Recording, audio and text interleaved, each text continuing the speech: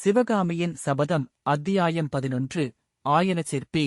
அவர்களுடைய முகங்கள் எல்லாம் ஏக காலத்தில் மலர்ந்தன. ஏனென்றால் அந்த ஜல்ஜல் ஒலியானது அவர்களுடைய ஆச்சாரிய சிற்பியின் மகள் சிவகாமி தேவியின் பாதச் சலங்கை ஒலி என்பதை அவர்கள் அறிந்திருந்தார்கள்.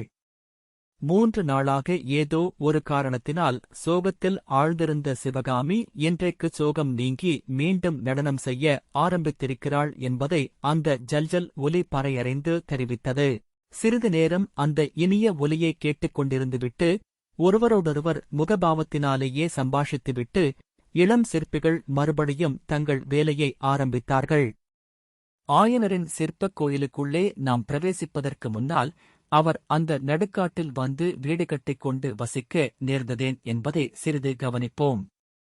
தெற்கே பாண்டிய நாட்டின் எல்லையிலிருந்து வடக்கே கிருஷ்ணா நதி வரையில் பரந்திருந்த பல்லவ ராஜ்யத்தில் காஞ்சியை தலைநகராகக் கொண்டு மகேந்திரவர்ம சக்கரவர்த்தி சிறப்புடன் ஆட்சி புரிந்து கொண்டிருந்த காலத்தில் தமிழகமெங்கும் ஓர் அதிசயமான கலை மறுமலர்ச்சி ஏற்பட்டிருந்தது.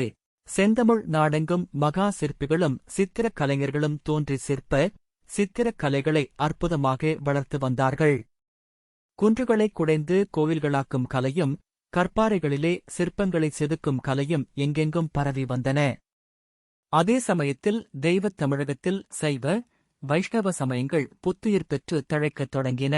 சிவனடியார்களும் வைஷ்ணவப் பெரியார்களும் தல யாத்திரை என்ற வியாஜத்தில் தேசமெங்கும் பயணம் செய்து சைவ வைஷ்ணவ சமயங்களை பரப்பி வந்தார்கள்.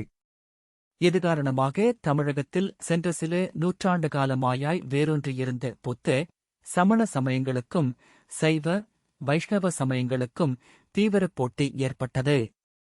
அந்தந்த சமயத் தத்துவங்களைப் பற்றிய விவாதங்கள் எங்கே பார்த்தாலும் காரசாரமாக நடந்து கொண்டிருந்தன. மேற்படி சமயப் போட்டியானது கலைத்துறையில் மிகுதியாக காணப்பட்டது.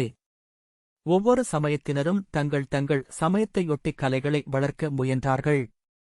சைவ வைஷ்ணவர்கள் சிவன் கோயில்களையும் பெருமாள் கோயில்களையும் நாடெங்கும் நிர்மாணிக்க விரும்பினார்கள்.